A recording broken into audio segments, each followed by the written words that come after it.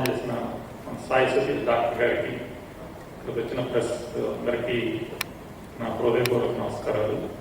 మాది ఆంధ్ర విజయవాడ దగ్గర ఒక చిన్న పల్లెటూరు. ఒక్కొక్క నిమిషం నిలుపుకోవడానికి మిగపెరియ వణకం. మా బ్రదర్ 40 years అగ్రికల్చర్ చేస్తూ ఉంటారు. సడన్గా ఏప్రిల్లో ఆయనకి నైట్ టైం కాఫ్ రావడం, పగలేమో మామూలుగానే అగ్రికల్చర్ చేస్తున్నారు, అంత బాగానే ఉంది. ఏదో చిన్న చిన్న అనుకుని మేము లంగ్ స్పెషలిస్ట్ దగ్గరికి అక్కడికి చూపించాం. ఈలోపు ఒకరోజు సివియర్గా నడవలేని పరిస్థితిలో ఉన్నప్పుడు విజయవాడ హాస్పిటల్కి వెళ్తే వాళ్ళు సివియర్ మైట్రల్ వాల్వ్ లీకేజ్ ఉంది, హార్ట్ ఫంక్షనింగ్ బాగా వీక్ అయిపోయింది, మీరు చాలా లేట్ అయ్యారు అని చెప్పారు. అక్కడ ఒక 1 week హాస్పిటల్లో ఉంచిన తర్వాత వాళ్ళు హైదరాబాద్కి షిఫ్ట్ చేశారు.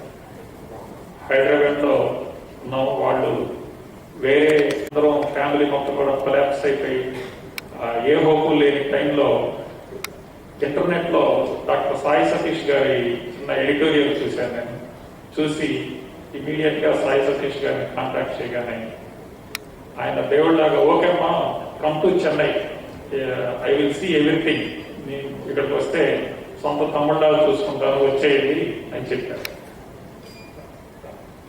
So it's a little embarrassing to translate, but what he says is that he had தமிழ்ல சொல்லிக்கிறேன், ரொம்ப கஷ்டப்பட்டாரு. விஜயவாடா ஒரு விவசாயி, ஆனா ரொம்ப மூச்சு அடிச்சிருச்சு. அங்க ஹாஸ்பிட்டல் போனா வேலை ரொம்ப லீக் ஆயிடுச்சு, ரொம்ப லேட்டா வந்துட்டீங்க, ஒண்ணுமே பண்ண முடியாது, நீங்க கூட்டிட்டு போங்க, இங்க எங்களால எந்த ட்ரீட்மெண்ட் கொடுக்க முடியாதுன்னு சொல்லிட்டாங்க. அதுக்கப்புறம் ஹாஸ்பிட்டல் ஹைதராபாத்ல தெரிஞ்சாங்க, டிரான்ஸ்பிளான்ட் தான் பண்ணணும், ஐசியூ உள்ள வெளியில வச்சுட்டு ஒன்றும் பண்ண முடியாது. அந்த டைம்ல வந்து என்னோட இன்டர்வியூ பார்த்துட்டு என்னை கூப்பிட்டாங்க. நான் என்னோட தம்பி மாதிரி பார்த்துக்கிறேன், நீ வந்துடுச்சுன்னா எதுவும் யோசிக்காத, முதல்ல கூட்டிட்டு வா, டைம் வேஸ்ட் பண்ணாத. ஏன்னா ஒரு 40 வயசு பையனுக்கு இந்த மாதிரி ஹார்ட் ஃபெயிலியர் சொல்றப்ப நம்மளால எதுவுமே யோசிக்க முடியல, முதல்ல வந்துட்டு அதுக்கப்புறம் பார்த்துக்கலாம்னு சொன்னேன்.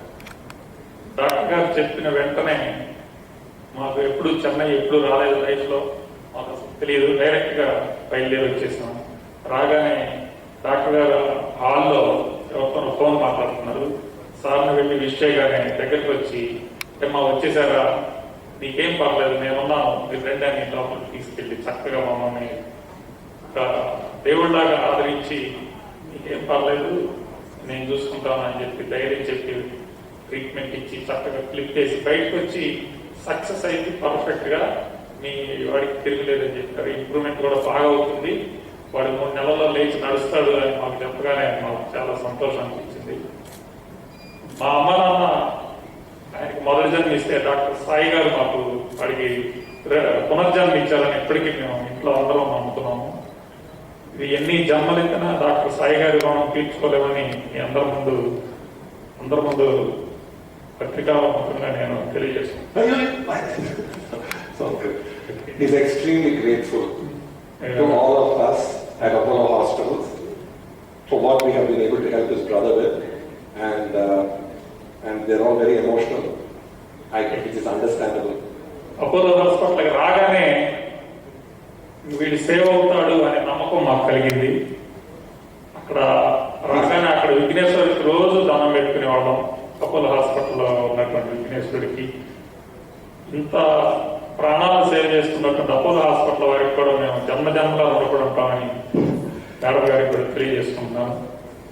He says that when all hope was lost, he knew that if he comes and sets foot inside Apollo, he will have some hope, and his aspiration was not left for want, and he came in here and is walking out with his brother well, and his entire family and his life will always remain indebted to our hospital, and that's it.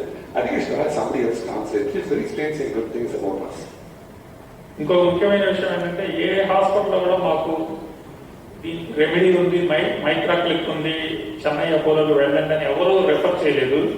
కేవలం sir interview చూసి మాత్రమే మేము తెలుసుకోగలిగాము, ఎవరూ refer చేయలేదు. అది ఇక సాయిబాబా మమ్మల్ని ఈ సాయి గారిని కలిసేటట్టుగా చేశాడని అనుకుంటున్నాము. ఇప్పటికీ కూడా ఈ సాయి గారికి జన్మజన్మలో నిలబడతామని తెలియజేసుకుంటూ మాకు ఈ అవకాశం ఇచ్చిన మీ అందరికీ ధన్యవాదాలు తెలియజేసుకుంటూ సెలవు ఇస్తున్నాను. More people will realize that this amazing therapy can be a life-saving boon For people who have no hope, the beauty is people who are too high risk for surgery, 86, 82, 83, heart transplant, no heart function. If you choose the case correctly, the improvement can be like magic. And it is not one-man job. Today I'm just here representing my entire team who make us look so good. I'm absolutely no use without my anesthetist, without our echocardiographer, without my colleagues, without the entire heart failure team. So it is the entire atmosphere. Actually, it gets to a point where I joke saying that I'm of no use without the hospital that surrounds me. So thank you all so much. We have few online questions, sir. Sure, ma'am. This is a question from BioSpectrum. What are the So- possible... One second. Check, ma'am. Also నేను Hema madam కూడా చాలా thanks చెప్పాలి. Call చేసిన వెంటనే Hema madam మమ్మల్ని బాగా response అయ్యేవారు. ఎప్పుడు కాల్ చేసినా మీకేం ఇబ్బంది లేదు, మీరు వచ్చేసేయండి అని. Hema madam thank you. We will convey this to Dr. Hema. Sure.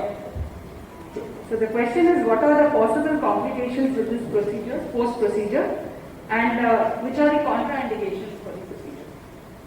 So, wow, such a technical question. I'm going to take this in English, please. Sure, Yeah? please. Okay, good. The contraindications for this procedure will be, this procedure depends on the size of the left upper chamber of the heart. Now, I need a certain height to be able to take this clip, bend it, move it down, and correctly clip the valve leaflets. This height is about 3.5 centimeters. Now, you have to understand that we're doing all these movements in a 2 centimeter by 3 centimeter cube. That is the size of the left upper chamber. In that chamber, we are moving the clip, we are bending it, we are looking in 3-dimensional echo, making sure we're not touching the walls, going correctly over the leak and clipping. So if the chamber is small and the height is not enough, it's difficult to do. The next contraindication is infection. If the valve is infected, I can't put a clip. Because if I put a clip, the clip will get infected. So if the valve is infected, the only option is antibiotics, treat the infection, cut the valve out and put a new valve. Right? Even now in hospital, I have 4 patients who came for MitraClip, who we found had infection, who are settling down, who our excellent surgical team will be operating on. That's the second contraindication. The third contraindication is calcium. If the tip of the valve has been damaged for a long time and has bone-like deposits, then the clip won't hold it. So this is the third contraindication. The fourth contraindication is that if the valve area is supposed to be at least 4 centimeters square. In some people with small hearts, if it's small, then if I go put a clip, the valve area becomes even smaller. And I make a mitral leak, a mitral narrowing. So all these are very technical points, and we have a detailed protocol. Every patient is assessed for each of these points, and only the suitable ones are taken. Now, I'm almost scared to say this, but every single patient we have done over the last 3 years was in class 4 heart failure, and until today hasn't had one heart failure related hospitalization. Every single patient who we have done in the last 3 years is well with their families till today. The oldest is 89, the youngest is this baby, 41. So we have been extremely fortunate and blessed. And the reason why we have this kind of outcome is because of the stringent screening for these cases.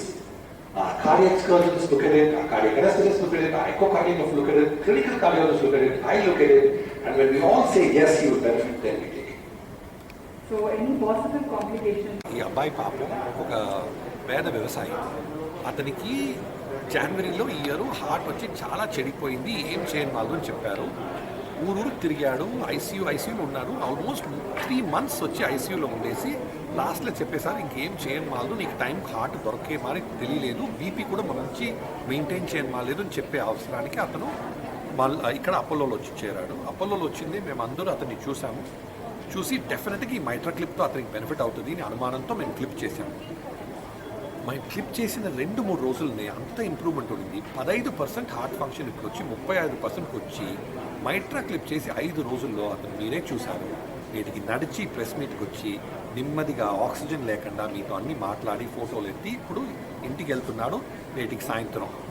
నాకేమనుమానం అంటే ఒక 3 monthsలో చూస్తే heart ఇంకా improve అయి ఉంటుంది, అతనికి transplant అవసరం లేకుండా తప్పించుకుంటాడు నా అనుమానం. Thank you.